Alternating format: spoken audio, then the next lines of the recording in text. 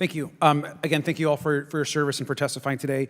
Want to just talk about the UAPs as it relates to what we're seeing in the pilots' interaction with UAPs.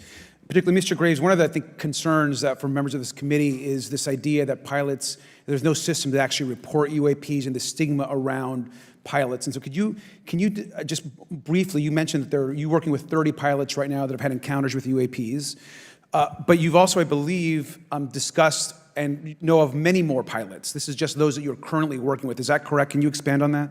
Certainly. I'll break that down in two ways. First, when we were first experiencing these objects off the eastern seaboard in the 2014 to 2015 time period, anyone that had upgraded their radar systems were seeing these objects. So there was a large number of my colleagues that were detecting these objects off the eastern seaboard. They were further correlating that information with their other onboard sensors, and many of them also had their own eye sightings as well of these objects.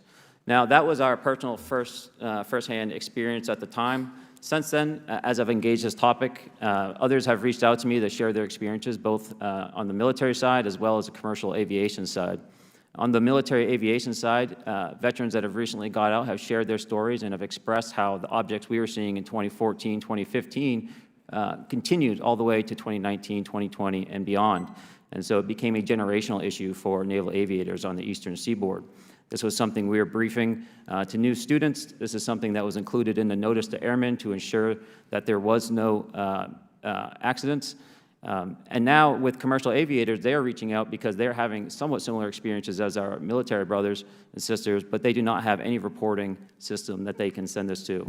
And let me just add, both to Mr. Fravor as well as Mr. Graves, not having this system for reporting, would you both agree that is harmful to not just our national security interests, but to understand this phenomenon of what's happening with UAPs?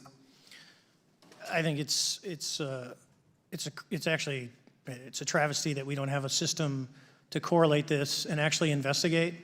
You know, so if you took the East Coast, you know, there's coastal radars out there that monitor our air defense identification zone, so out to 200 miles. They can track these, you know, so when you see them, they could actually go and pull that data and get maneuvering. And instead of just having the airplanes, there's other data sources out there. And I've talked to other government officials on this. So you need a centrally located repository that these reports go to. So if you just stuck it in DOD, you wouldn't get anything out of the Intelligence Committee because they have a tendency not to talk. But if you had a central location where these reports would come in, not just military, but also commercial aviation, because there's a lot of that going on, especially if you talk to anyone that flies from here to Hawaii, over the Pacific, they see odd lights. So I think you need to develop something that allows you a central point to collect the data in order to investigate. Mr. Graves? I would concur with everything Mr. Fravor said.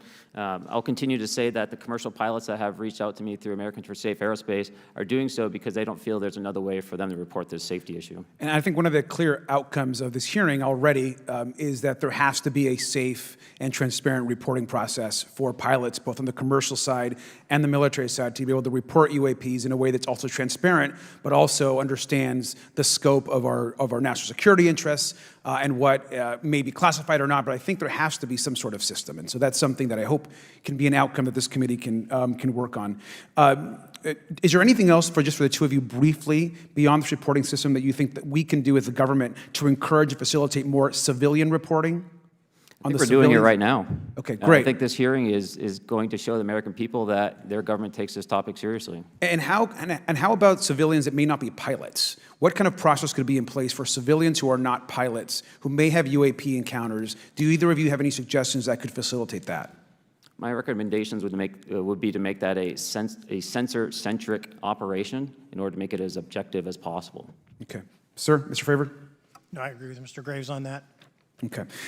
Just briefly, I also just want to note, particularly for the two pilots, and I have a question for Mr. Grusch. One of the things that I found fascinating in our discussion, Mr. Graves, last night as well, is that you both described UAPs and formations and the way they are observed in space or in our air, and the way that they move is essentially ways in which current technology or aircraft that we know of are unable to actually function or move.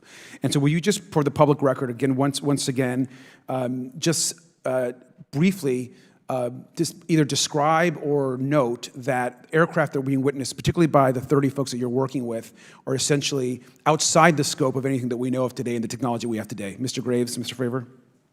Yes, the objects that are being seen by commercial pilots are performing maneuvers that are unexplainable due to our current understanding of our technology and our capabilities as a country, and that applies for the military as well. Mr. Fravor?